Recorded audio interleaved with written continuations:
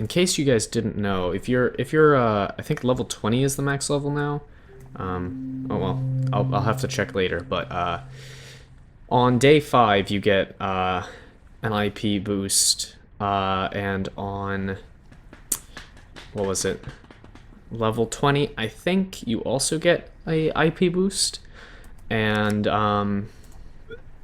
if you have those, that actually affects your Rift Run rewards, which is really terrific because it means that you can get easily more than you put in without even winning that much, which is great.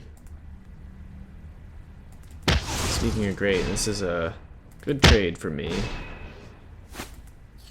Wait. Oh, that was a really good trade. Didn't even realize to what extent it was a good trade. So I forgot, I thought this was going to trade with it so that I would have nothing left, but it's even better. It's a really good start for us. So this deck just needs a little time to get running. And then you're basically set. Let's see.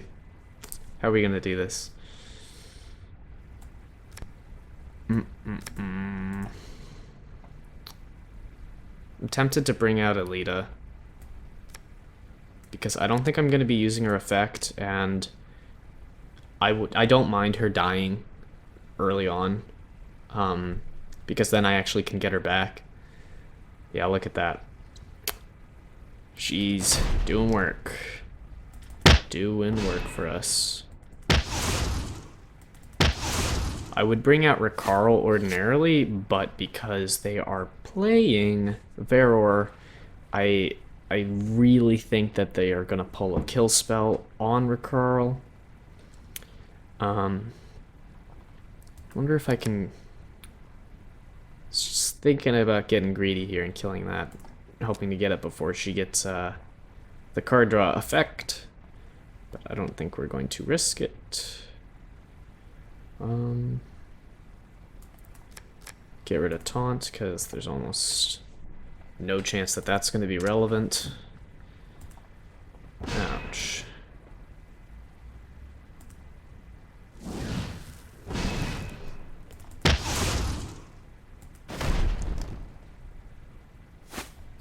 Okay. Always checking the graveyard for adaptive ritualists to see if there's something I'd rather have in my hand than what's currently in my hand.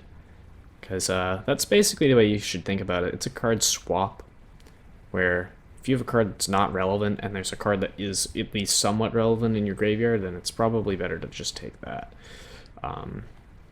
And I think I am going to bring out Ricarl now. Put him like that. Increases survivability. This person's going pretty ham. I'm shocked that they haven't moved to the defense zone yet, because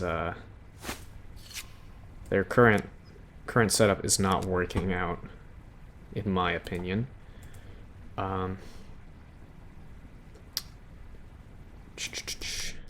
That's serious value right there. I like Wreckful Walrus because he's not terrible if he doesn't hit value, but when he does hit value, he is the best. In case you're curious why I'm pulling back Adaptive Hulkers, because the 1 damage is like almost certainly not going to matter, but what might matter is if I get Shamba out, I can make him a little bigger, and then he will not be trash anymore. Well, he'll be a 4/4, which is... He goes from being a something that's totally worthless to something that's comparable to a 1-drop, I guess. Alita's been annihilating him. I didn't intend for Alita to be that potent. I'm completely okay with it. But Alita was just supposed to go out and block for a couple turns, but if they're going to keep throwing their guys at Alita, I am more than happy to leave her there. Because they're making it easy for me. Do I want to bring any of these back? Do I want to play Adaptive Ritualist this turn is basically the question I am asking, and I think the answer is no. Instead, I'm going to put all my guys back in my deck here, or well, almost all of them, and draw another card. If they resign to their fate, is that what's going on? No, that is not what's going on. Docile Moose value though, guys. Did you see that? Docile Moose. Doesn't ordinarily take advantage of that effect. I consider him slightly worse than one of many most of the time. But we witnessed it. Now Shamba's coming out, which means we get that tiny bit of adaptive Hulker value, squeezing the value out. It's one of the real things that you gotta try to do in Rift Run, I think, is just milk the value out of your cards. That was a really bad spontaneous combustion. I guess it doesn't matter because they're dead. Here's a word of advice for you guys. Flame Dawn is a super aggressive faction, which means that, of course, you should be being very aggressive. However, if being aggressive is going to net you card disadvantage, and by that I mean if all your cards are going to die and you accomplish very little, then playing aggressive was not the right move.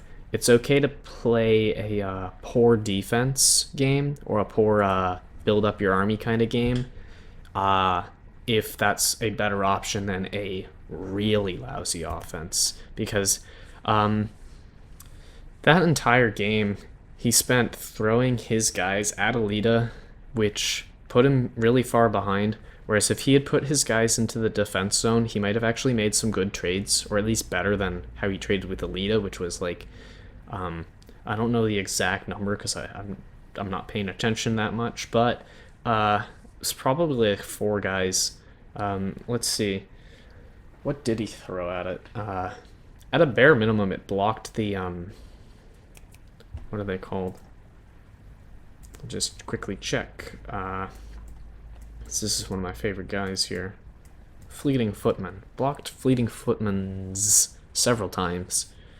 I suppose that doesn't really cause him any problem, because Fleeting Footman is just gonna go back to the support zone instead of dying, but you get the idea.